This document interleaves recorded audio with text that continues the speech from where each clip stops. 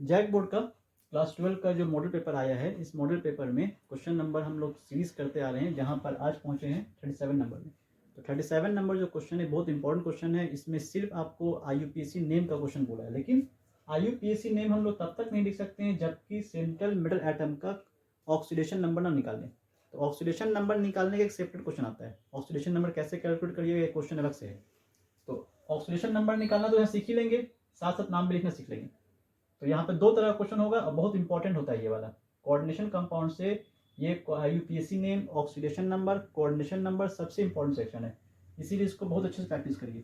इसके लिए आपको लिगेंड का नाम, सेंट्रल मेटल का नाम एकदम परफेक्ट पता होना चाहिए। लिगेंड पे कितना चार्ज है, लिगेंड कितना बॉन्ड बनाता है, सब पता होना चाहिए, तब जाकर के इस तरह का क्वेश्चन आपसे नहीं छूटेगा। तो अभी पहला क्वेश्चन को देखते हैं।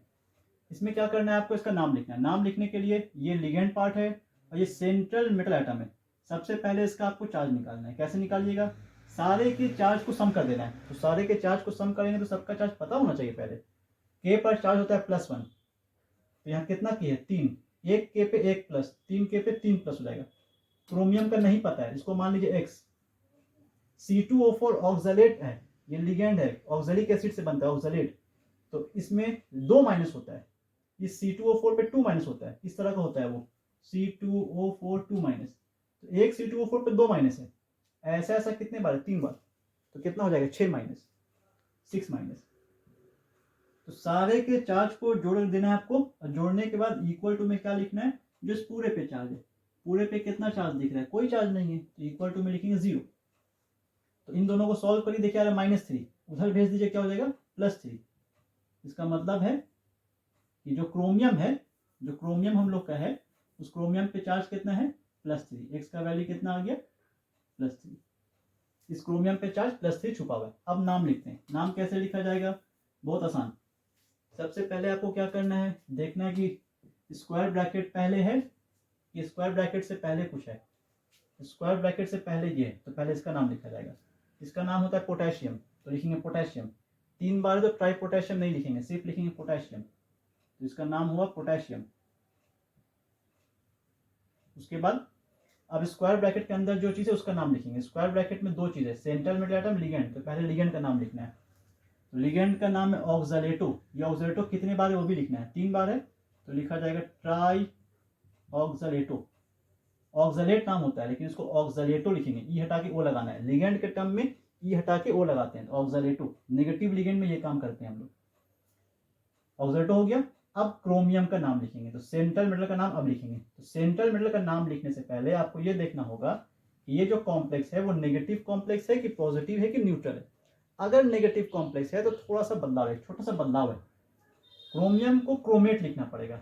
जो सेंट्रल मेटल एटम है उनके नाम के लास्ट में ATE लगेगा, और अगर उनका लैटिन नेम है तो लैटिन नेम में AT लगेगा।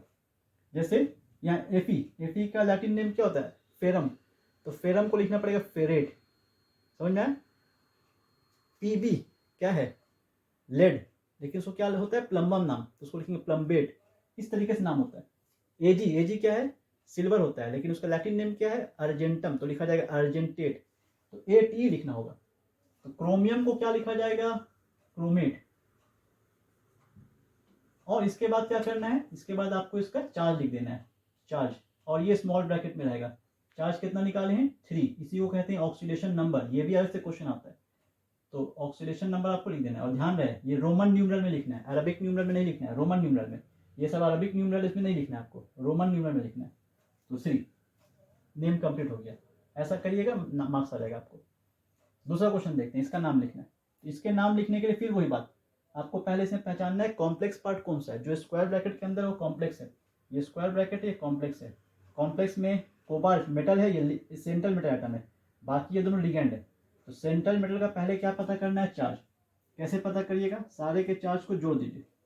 तो कोबाल्ट का नहीं पता है तो पहले मान लीजिए कोबाल्ट का चार्ज X है, फिर प्लस करिए। NH3 न्यूट्रल होता है, इस पर कोई चार्ज नहीं है, 0। Cl पे होता है -1, कितना Cl है 3 Cl, तो 1 Cl का 1 माइनस, 3 Cl का 3 माइनस, सारे को ऐड कर दिए। इक्वल टू में क्या देंगे, इस पूरे पे जो चार्ज है, इस पूरे पे क्या चार्ज है 0, इक्वल टू में 0।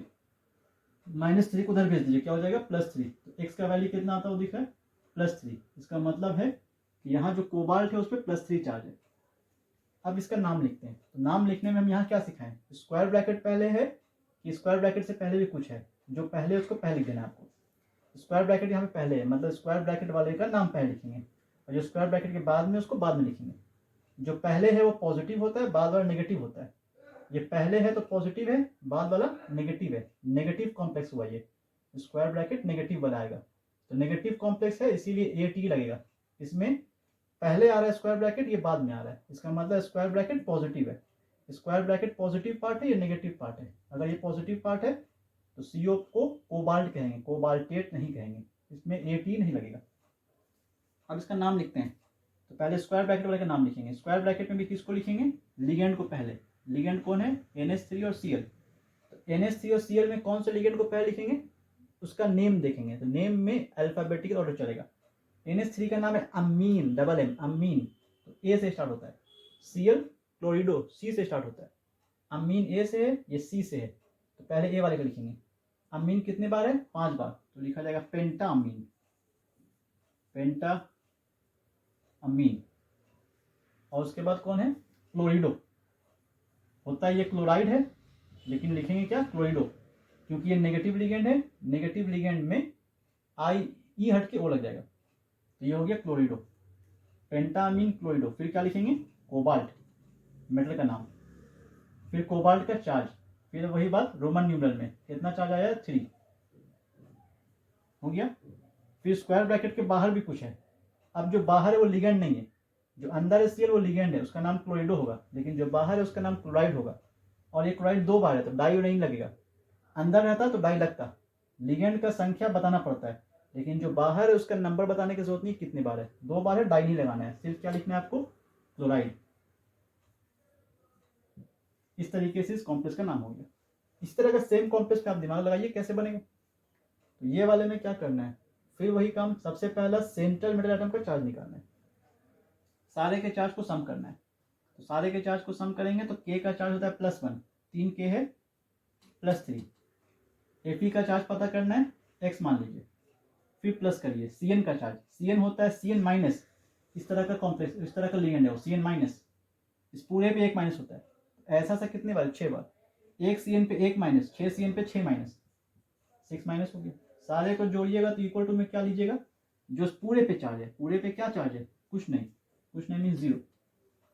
-6 को उधर भेजिए +6, 3 को उधर भेजिए -3, तो 6 - 3 कितना आ जाएगा, 3। तो x कितना आता है दिख रहा है आपको, 3। इसका मतलब है आयरन पे यहाँ चार्ज कौन सा छुपा हुआ है, +3 चार्ज। अब इसका नाम लिखना है। तो स्क्वायर ब्रैकेट से पहले कोई पार्ट है तो पहले पार्ट है तो उसका नाम पहले लिखेंगे।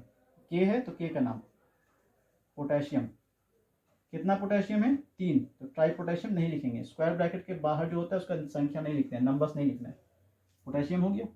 अब स्क्वायर ब्रैकेट के अंदर का चीज लिखेंगे। स्क्वायर ब्रैकेट ने पहले किसको, मेटल को कि लिगेंड को, लिगेंड को। लिगेंड कितने बार है, 6 बार, तो लिखेंगे हेक्सा। कौन सा लिगेंड है, साइनाइडो, या इसका नाम है साइनो-C, दोनों होता है, साइनो-C बोलिए या साइनाइडो। और एक और बात, ये स्पेशल टाइप ऑफ लिगेंड है, इसमें C भी डोनेट कर सकता है, N भी डोनेट कर सकता है। तो ऐसा कोई लिगेंड जिसमें दोनों ही एटम डोनेट कर सकते हैं उसको कहते हैं एम्बीडेंटेड लिगेंड। ये भी एग्जाम में क्वेश्चन है, right an example of एम्बीडेंटेड ligand. Cn- the best example of एम्बीडेंटेड ligand. Hexa, Cn का नाम है साइनाइडो, हेक्सा साइनाइडो हो गया।